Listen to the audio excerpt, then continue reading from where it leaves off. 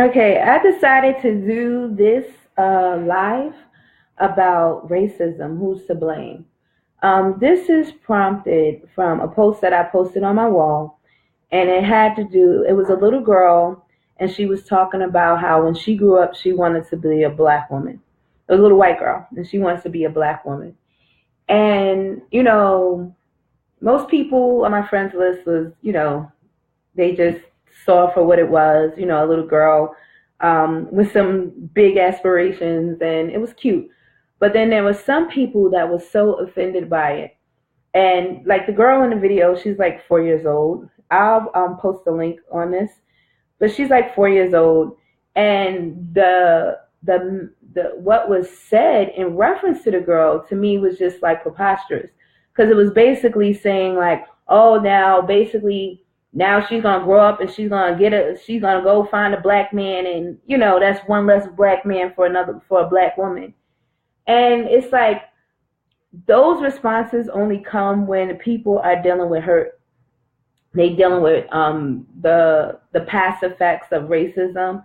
But what we have to understand in this country, that a serious movement took place that changed the whole scope of things for us. We didn't realize how much of an influence that it was going to have.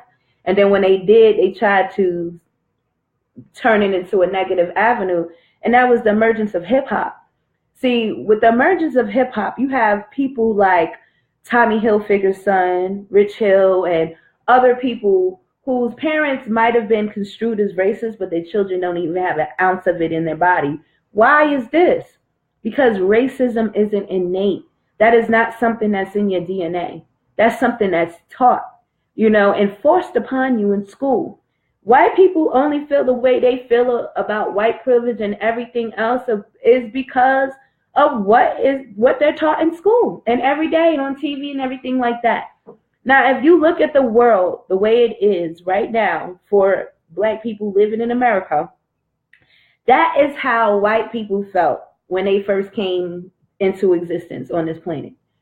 Everybody around them was black. Everybody, was, so they needed to create something that was going to lift up their culture.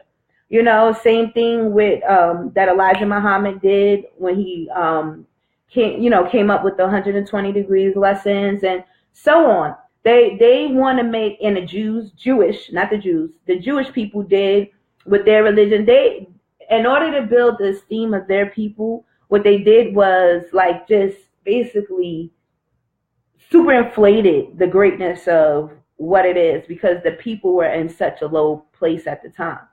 So us knowing that, and we know, if you please study this, a lot of people do not study why schools were created. Schools were created the same reason why jails were created, is to indoctrinate people.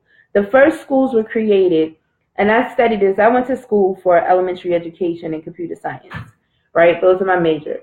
Now, when I was in studying about why schools started, they was talking about Native Americans, they couldn't, first of all, the slavery story that you were told, that's a lie. Let's start with that. But Native Americans, they were trying to enslave them, but they were realizing that the kids were so indoctrinated with their culture, that what they learned from home, that they weren't unable to do so. So they created these school systems to isolate your child and then fill them with all of the information that they want them to know.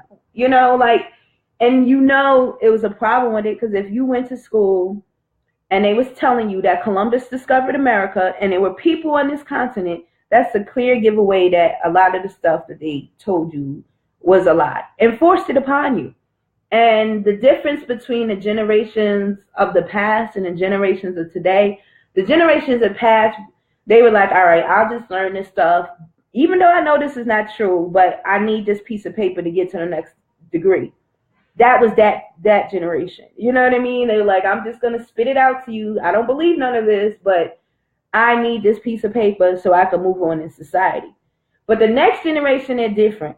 That came after that generation. That generation was like, this is some crap. I'm not believing it. And until you give me some real truth, I'm going to tune out.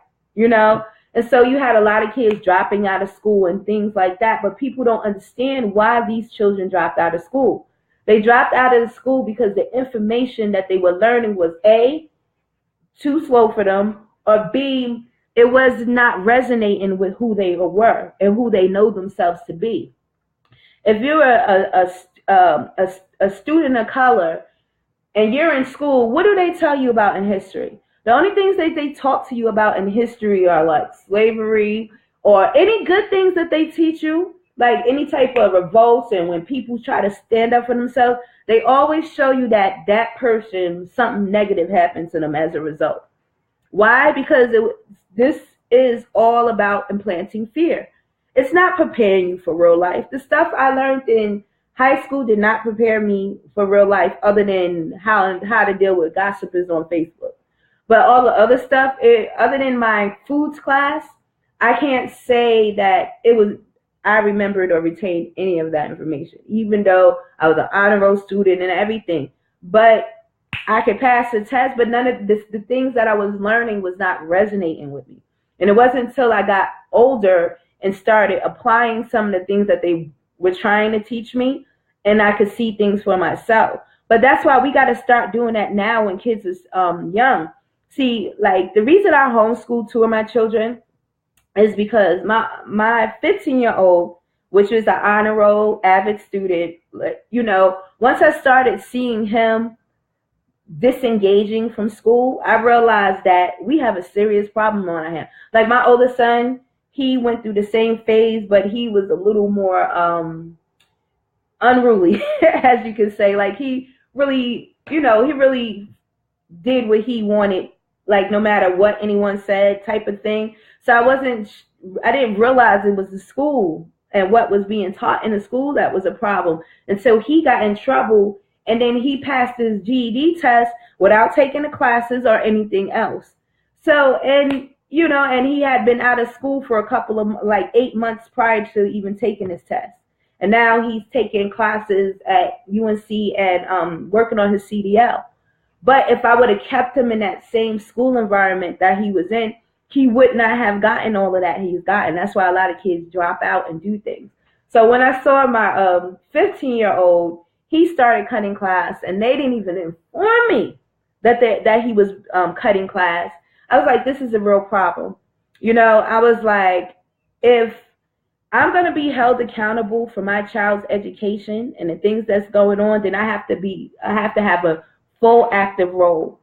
And so I decided to change my whole scope of my life just so I could homeschool my children. I even found ways to harness my own natural gifts and ability to start my own business so I can homeschool my children. Because when I was working 110 hours every 2 weeks, by the time I came home, I had no energy. I was like drained. I had 5 extra teenagers living here in addition to my own 3. It was just, my mind was just like all over the place. But now that I cut out everything that didn't truly matter in my life, things are starting to fall into place. Like I didn't even like the job that I had. I was working in sales, which is like, I was working for Time Warner Cable, and then I was working for a car dealership. And I hated it. I hated sales. I hated the predatory aspect of it. And it just did not. And what made me stop working at Time Warner was one day I was home on disability. I had asthma really bad at that time, but I was home on disability. And you know that channel Revolt that P. Diddy has stock ownership in? Well, it was on pause. And my man at the time, he was like, it was on pause because I went to the bathroom. Then he accidentally hit the fast forward button instead of the play button, so it started showing everything frame by frame. And when we saw what was shown, it was crazy. Like on one scene, it said "kill yourself." It had a picture of breasts. It said suicide. It had like. You can do it yourself. You know how when the revolt flashes real quick, play it in slow-mo. And then you're going to see, or press pause real quick, and you'll see what I'm talking about.